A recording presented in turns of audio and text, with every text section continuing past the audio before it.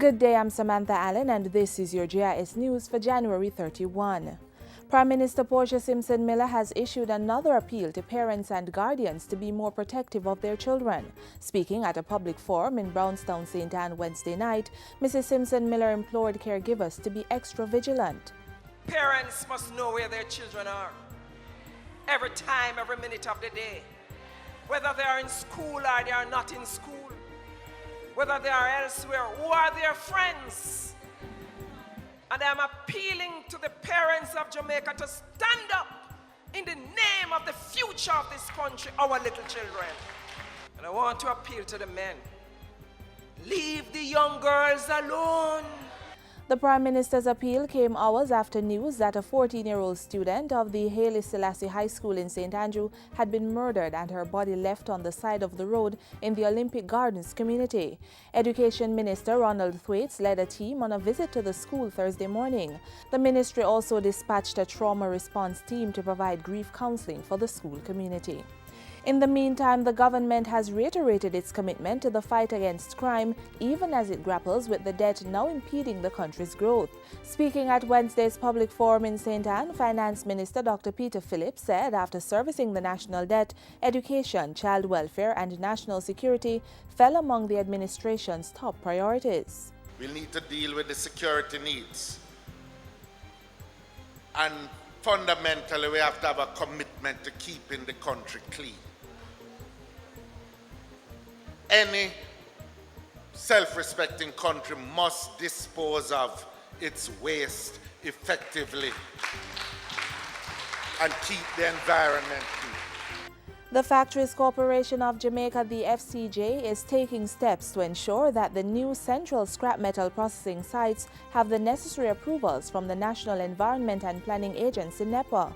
Allegations have been made in the media that the scrap metal sites are being operated in the absence of the required environmental permit.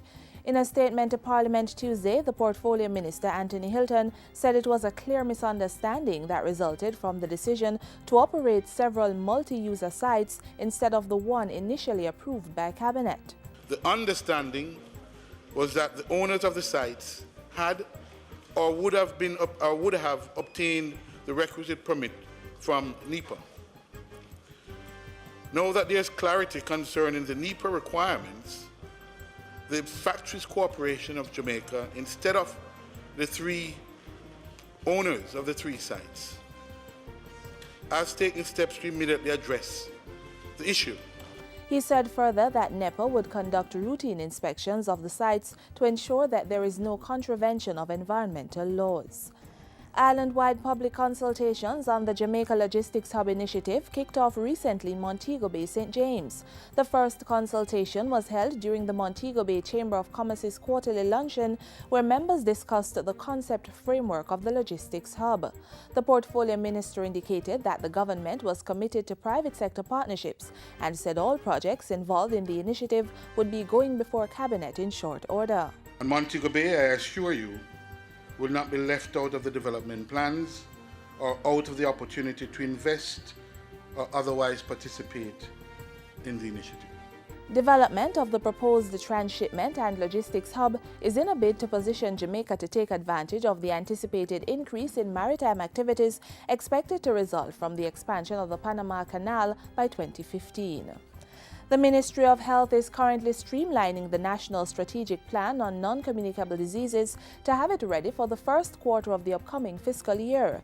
The establishment of non-communicable disease registries is also in the works. Establish a disease registry starting with a national cancer registry, hypertension and diabetes registries, and giving additional support to the renal registry. Health Minister Dr. Fenton Ferguson was speaking at Tuesday's media launch for Heart Month 2013.